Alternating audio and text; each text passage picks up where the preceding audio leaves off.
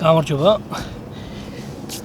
ლონდონის ერთ-ერთი ყველაზე ცნობილი ადგილიდან, ღირსშესანიშნაობიდან, სტერეოტიპული ღირსშესანიშნაობიდან, ასე ვთქვათ, ალბათ დიდი მიხვედრა არ უნდა იმას, რომ წიგნები და ქალაქების ეს გადაცემა ლონდონს ეწოდება. სანამ უშუალოდ გადაცემაზე გადავიდოდეთ, ის მინდა ვთქვა, რომ ეს ვიდეო ასე არ უნდა დაწყებულიყო. ჩაწერილი მაქვს ის მონაკვეთი, როდესაც ერთ-ერთ ცნობილ და ძალიან კარგ ლონდონურ წიგნების მაღაზიასთან მიდივარ, მაგრამ იქ უარი მითხრეს, იქიდან გამომდინარე, რომ გარკვეული ღონისძიება ჰქონდა და არ უნდა სტუმრების შეწუხება. სხვა დროს მოდიო, მაგრამ იქაც გარანტია არ გაქვს, რომ გადაიღებო, თუ ბევრი სტუმარი იქნება, კლიენტი შეწუხდებიან და ამიტომ არ გადაიღებო. ცოტა ხასიათი დამაყენა ამ ყველაფერმა, არ იყო კარგი დასაწყისი, თუმცა ლონდონი მოიხსენებათ მექა ბევრი რამის და მათ შორის ლიტერატურული მექა, თუ შეიძლება ასე ითქვას, ძალიან ბევრი წიგნების მაღაზია არის აქ, ყველანაირ გემოვნებაზე გათვლილი, ყველანაირი სტილის, ყველანაირი დიზაინის და ასე შემდეგ. ამიტომ არ ვიცი, იმედი მაქვს, ახლა ყველაში უარს არ მიტყვიან, სადაც მივალ.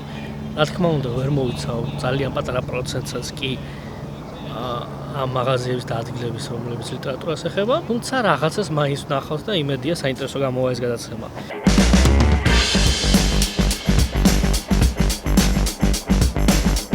Charing Cross Road-ზე ვიმყოფები, მეტროს სადგური რეისტერის სიახლოვეს და ეს ქუჩა გარდა იმისა, რომ ცნობილია სხვადასხვა თეატრებით, აქ ასევე ბევრი წიგნის მაღაზიას აღმოაჩენთ.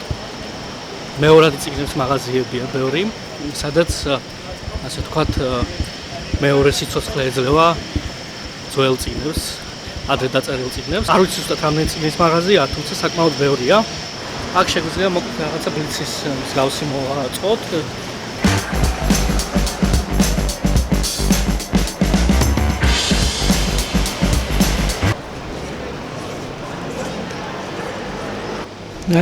Any amount of books ერთ-ერთი ყველაზე ცნობილი წიგნების მაღაზია ამ ქუჩას და ამათ გარეთვე აქვთ გამოტანილი, იწყება გარედან ყველაფერი და შეგვიძლია ნახოთ აქ 5 ფუნტად 4 ფუნტად 5 წიგნი. მაგალითად სტივენ ფრაი.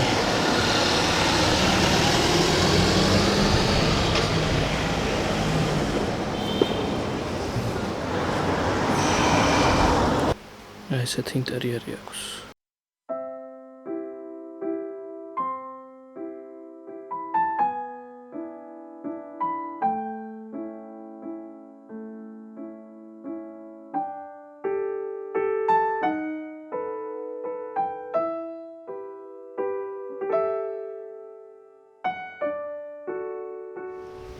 ქვედა სართულში ვართ ახლა და ძალიან საინტერესო მაღაზია. ბევრი წიგნია. მაგალითად ესეთი ძველი გამოცემა. ნაციონალიზმი 20 საუკუნეში, 21-ში ალბათ უფრო აქტუალურია.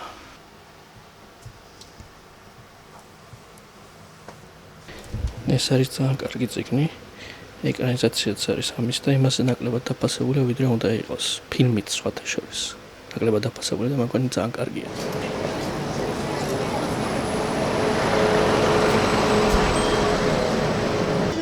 Henry Port's წიგნები. იქაც კაი არჩევანი ჩანს და საინტერესო. ეს ძველებური Christmas Carol-ი არის გამოტანილი, აი ესეთი ფაქტურის წიგნები ძალიან მიყვარს ხოლმე. აი ეს პატარა ძალიან საყვარელი წიგნებიც, აი.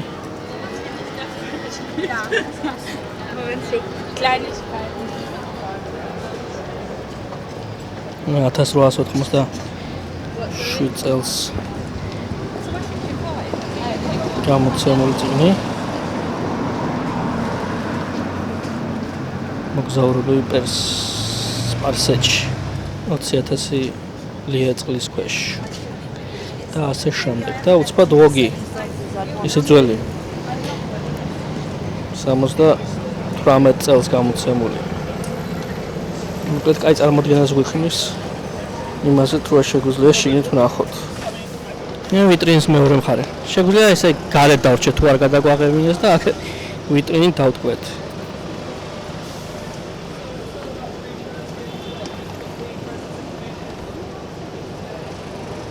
აი წიგნი. ტარკოვსკი 30 ფუნტად. 30 ფუნტი არ არის პატარა ფული, თუმცა წიგნი ძალიან კარგი ჩანს, შეფუთულია, როგორც ჩანს უახალია. სტენლი კუბრიკი. არა, კიდევ ერთი გადასარევი ჩანს, წიგნი 45 ფუნტად. ესეც კაი ფულია. თუმცა არის თბილისში ალბათ ვერც იშოვით ესე წიგნს და თუ იშოვით ფასი უფრო მაღალი იქნება. კიდევ უფრო დიდი წონით წიგნი არ ვიცი რამდენიმე კილოა ალბათ ეს. და ფასი მაგარი 195 ფუნტი.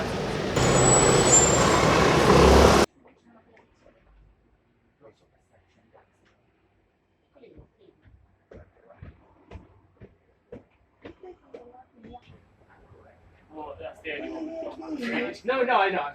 ჭერამდე წიგნები. ნებისმიერი წიგნის მოყვარულის ოცნება.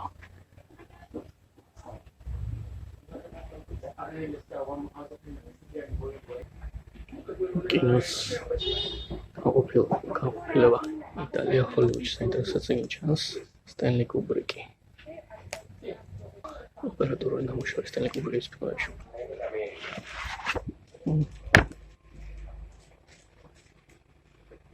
40 წლების ვარსკვლავების წიგნი.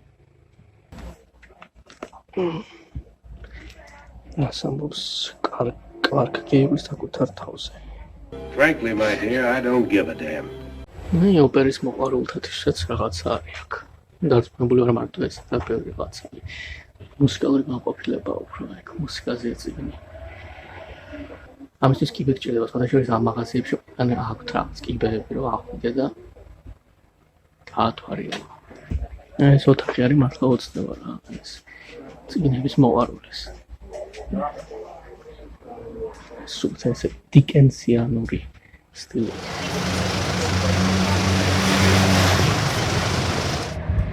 სამზარეულო წიგნი კავკასიაზე, მათ შორის საქართველოსაც, აზერბაიჯანზეც და კიდევ ბევრი სხვის.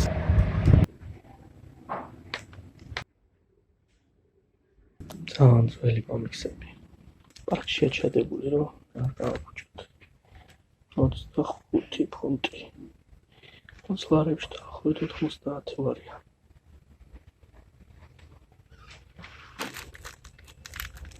მართლა არტეფაქტები. თანაირ აზიმოვის მოთხრობები შეშინეთ.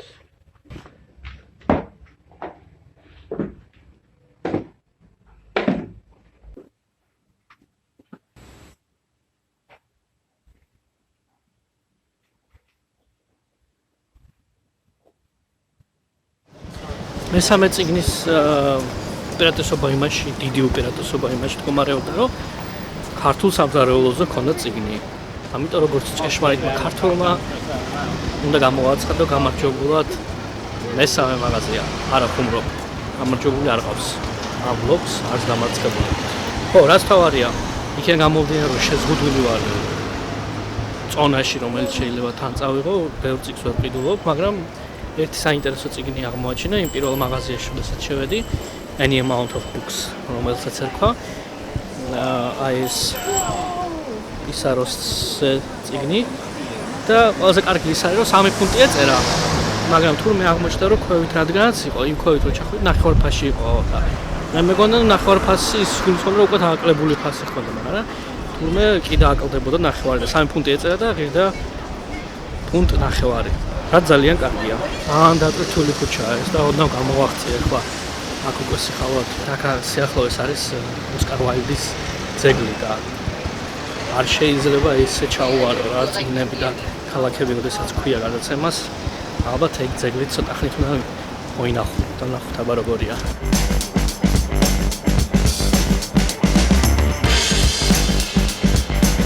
აი ოსკარ უაილდთანაც მოვედი. აქედან არ ვიცი ჩანს თუ არა. მამაკაცის ის ახლა და მიირთმევს საჭმელს და ვერ შევაწუხებ აი. წევს ოსკარ უაილდი. მოგეთ თუ წავიდა ეს მამაკაცის ზომიერ დროში მივალ და თან მანამდე რამე ციტატას დავგუგლავ უაილდის და რო არ შევწყვე იმას წარმოვთქვავ მის ძეგლთან.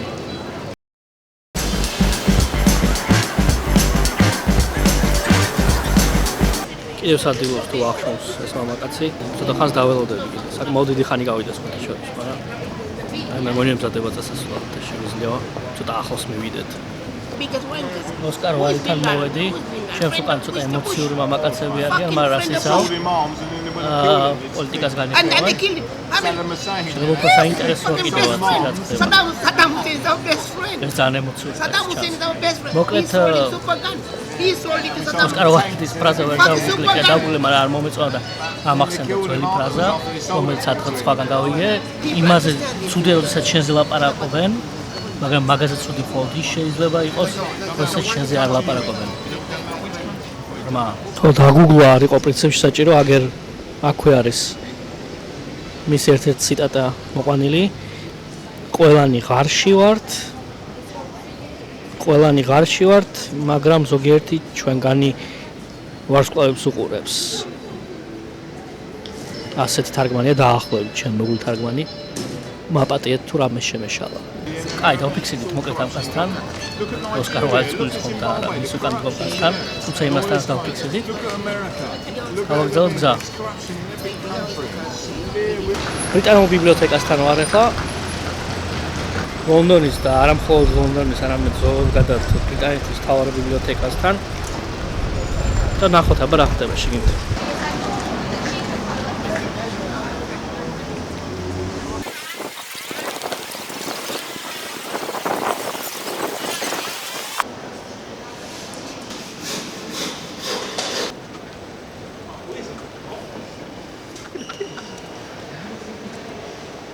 აი მას ქვია სილამაზე.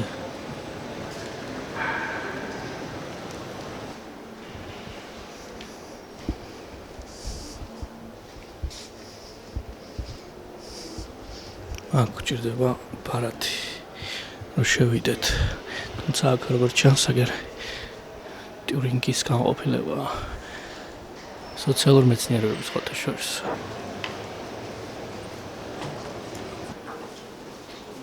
აქაც ბარათია საჭირო სამკითხველო და აქაც ვერ შევალთ.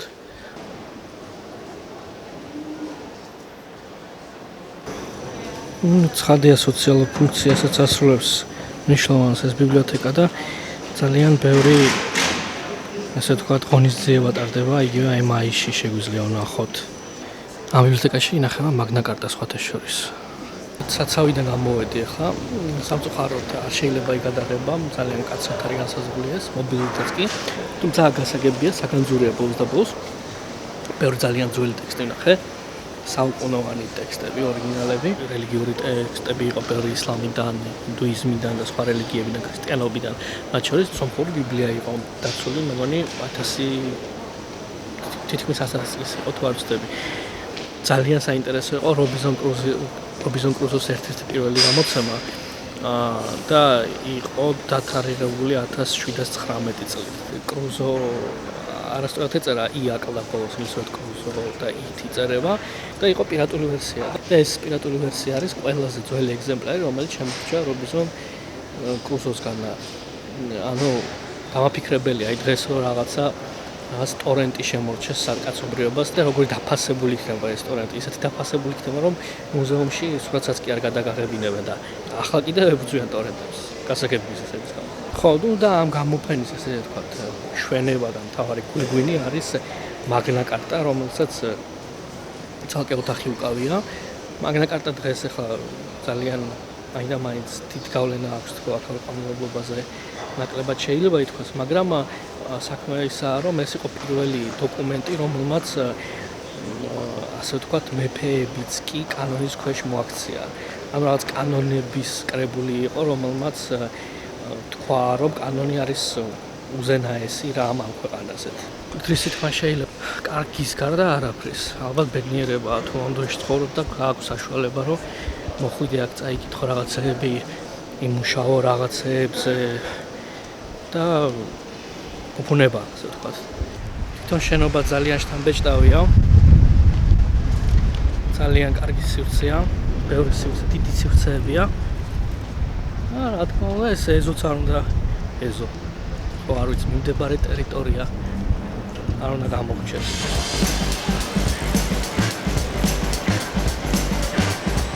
ეხლა ვარ ერთი მაღაზიის სიახლოვეს, რომელიც არა მხოლოდ ლონდონში, არამედ მსოფლიოში გამოირჩევა თავისი დიზაინერული მხარით. ვერ ვიტყვი რომ შენობაა ეს, იმიტომ რომ შენობა არ არის, ალბათ არ არის, არ შედის შენობის კლასიფიკაციაში და რას გულისხმობ, ეხლა ნახავთ.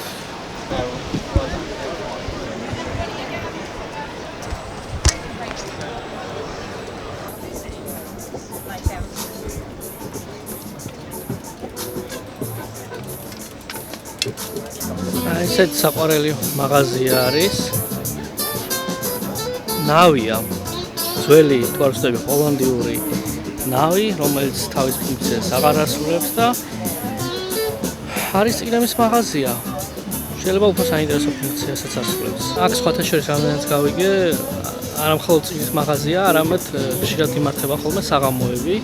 ჯაზ საღამოები იმართება მის სახურავზე. შეიძლება სხვა ოთახში წარვიცი. ნახოთ როგორი აბა. ვისაც მუსიკა გიყვართ, აი ვინილებსაც აღმოაჩენთ. არა მარტო წიგნებს. კლეშის ვინილი 20 ფუნტად. კეით ბუში აგერ 18-ად. სხვათა შორის კეით ბუშისთვის არ არის ძვირფასი, იმიტომ რომ ზოგადად ძვირი ვინილები აქვს ხოლმე.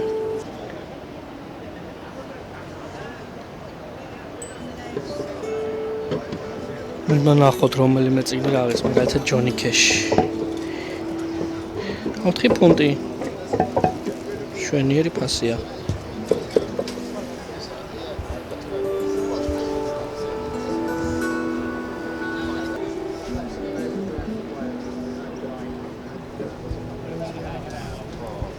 საყვარელი დასაჯდომი არის. თავის წიგნებიანად.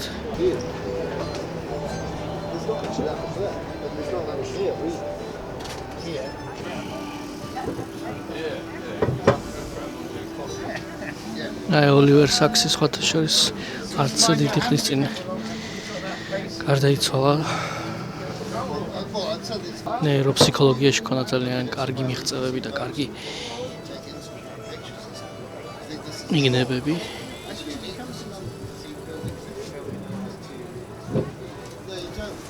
ოცი ფუნტი ეს პიგადორის გამოცემა. შევაგოს თარგმანი ინგლისური. რომის სულიერება.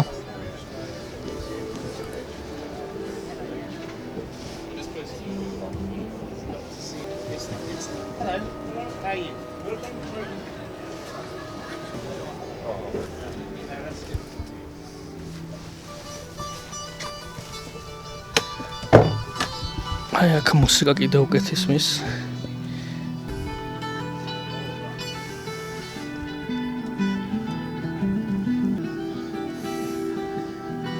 საუცნებო ბარჟაა თუ ნავია თუ რაც არის. ესე იგი ლიტერატურის მოყვარულ შეიძლება ეს კონდეს ეს ნავი, მთელი თავისი ატრიბუტიკით და მეტი არაფერი არ გინოდეს ცხოვრებაში. საჭმელი. რა კაი დასაჯდომია. მე ეჭვი მაქვს რომ აქაც იმართება რაღაც საღამოები. თუმცა ძალიან ცოტა ადამიანი დაეტევა. ალბათ ძალიან დატვირთულია. უფრო საბავშვო წიგნები. შვენიერი საბეჭდი მანქანა.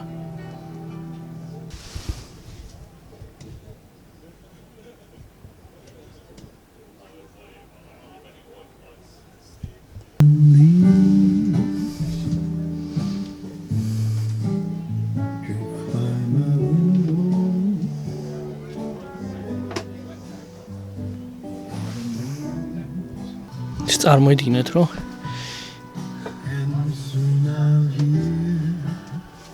ზიხარ ამაში და სადღაც მიდიხარ. და გითხულობ ჰემინგუეის ან არ ვიცი რამეს რაც მოგწონთ. მოკლედ ძალიან მაგარი გარემოა. ესეთი დიდი განაცხადი უნდა გავაკეთო, ალბათ ერთ-ერთი კი არა და საუკეთესო წიგნების მაღაზია, რაც კი ჯერჯერობით სადაც კი ჯერჯერობით ყოფილვარ. თქმა უნდა თავისი სიმყიდროვით იგებს, თორე რა თქმა უნდა დიდი მაღაზიები და ეს რაღაც შტამბეჭდა არის. შეიძლება წიგნების არჩევანიც არ იყოს აქ ისეთი, მაგრამ აქ იგებს ეგრეთ წოდებული დუხი, თუ სული თუ რაც აქვს ამ მაღაზიას. და მაგარია. მორის სენდაკის ძალიან ცნობილი წიგნი დასავლეთში Where the wild things are.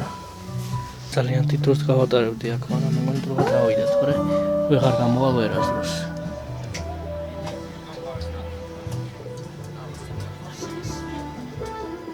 My name is Paddy, and I've been running the book barge for 9 years with two friends of mine called John and Noy. We all lived on boats already.